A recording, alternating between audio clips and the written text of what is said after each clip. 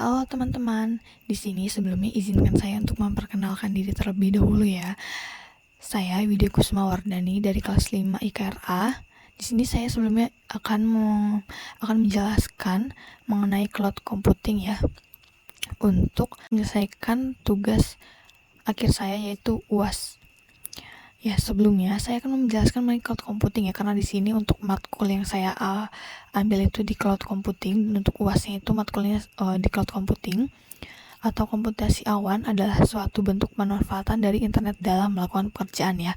Oke, jadi yang pertama saya akan menjelaskan mengenai cloud computing ya, atau komputasi awan adalah suatu bentuk pemanfaatan dari internet dalam melakukan pekerjaan. Laut atau awan adalah sebuah istilah untuk menggambarkan koneksi internet. Apa maksudnya? Itu adalah kita memanfaatkan internet untuk melakukan kegiatan atau aktivitas seperti pengelolaan data atau pengolahan data. Jadi, saya akan menjelaskan dengan pemahaman saya ya, dengan sangat simpel ya. Jadi, di sini pasti kita semua sudah pernah menggunakan Google Drive atau Dropbox ya.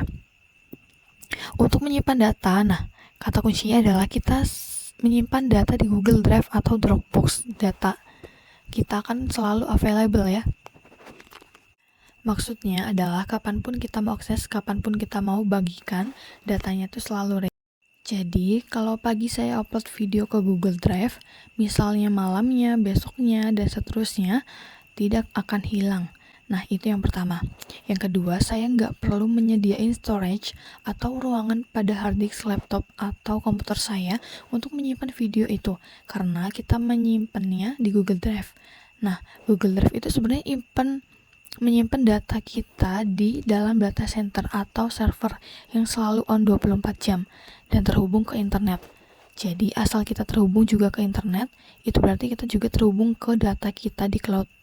Nah, Google Drive ataupun Dropbox ini adalah salah satu penyedia cloud service karena dia storage kita menyebutnya infrastructure as a service atau Misalnya kita lihat CPU, ada hard disknya, ada prosesornya. Nah, itu merupakan infrastruktur atau komponen yang membangun CPU ya.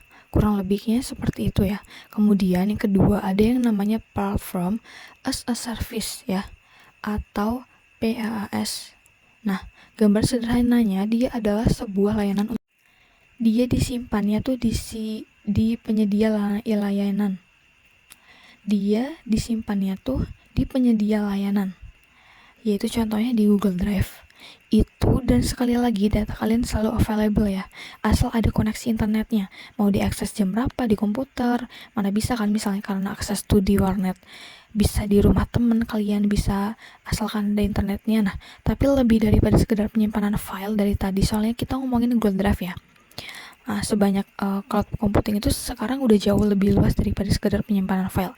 Kita udah bisa bikin komputer virtual, kita sendiri sebagai server yang selalu available. Terus dalamnya kita bisa install ini, bisa install itu, sehingga kita bisa melakukan ini, lakukan itu. Nah, kalau kalian nih, misalnya sebagai seorang web developer, supaya website kalian bisa diakses sama orang banyak, bahkan di seluruh dunia, kalian akan pakai namanya hosting dan domain. Dan hosting. Nah, di hosting itu kan kita numpang web server ya. Terus ada juga database-nya, ada emailnya. Nah, kita akan menyewa ke penyedia hosting. Nah, itu juga merupakan cloud computing karena website kita nantinya akan online. Ya.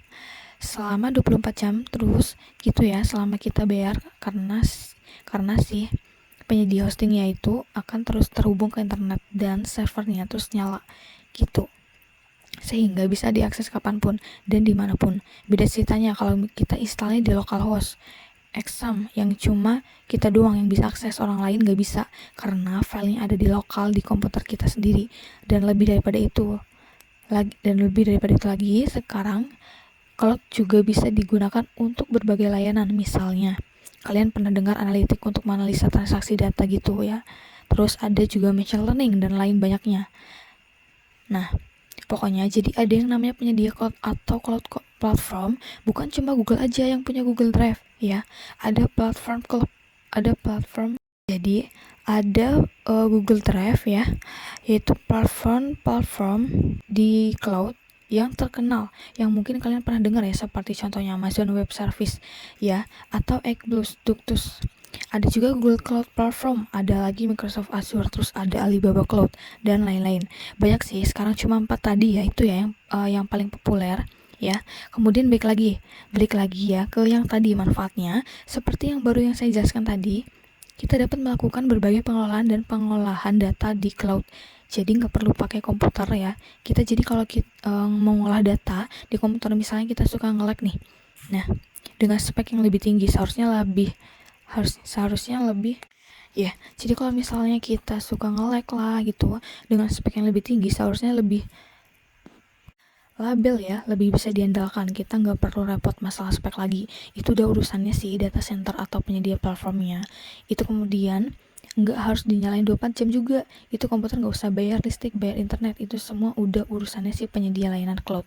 Kemudian kita juga nggak harus punya server sendiri ya. Misalnya sebuah perusahaan nih mau bikin aplikasi enterprise, mereka nggak harus beli server dan taruh server itu di kantor mereka. Atau yang kita sebut on-premise, karena biayanya cukup mahal ya. Tapi sebenarnya sistem on-premise begini juga termasuk cloud ya. Jadi ada tiga skema deployment atau implementasi dari Skitlet ini.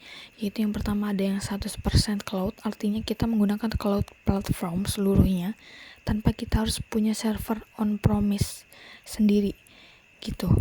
Kedua, ada on-premise itu sendiri. On-premise berarti kita punya server sendiri dan kita kelola sendiri gitu ya. Kita taruh di kantor, misalnya kita ada sediain ruangan server lah, terus dia nyala 24 jam dan terhubung internet 24 jam. Kurang di kayak gitu. Ketiga, ada hybrid, gabungan dari duanya setengah on-premise setelah cloud. Nah, pembahasan ini akan saya lanjutkan di video selanjutnya dengan membahas skema deployment full cloud, dan saya akan mengenalkan kepada kalian Amazon Web Service atau AWS. Kalian pasti tahu kan Amazon, raksasa e-commerce dari Amerika itu. Nah, AWS ini itu anak perusahaannya yang merupakan cloud platform atau penyedia layanan cloud. Jadi kurang lebih seperti itu untuk materi yang saya jelaskan mengenai cloud computing. Demikian kurang lebihnya, mohon maaf. Wassalamualaikum warahmatullahi wabarakatuh.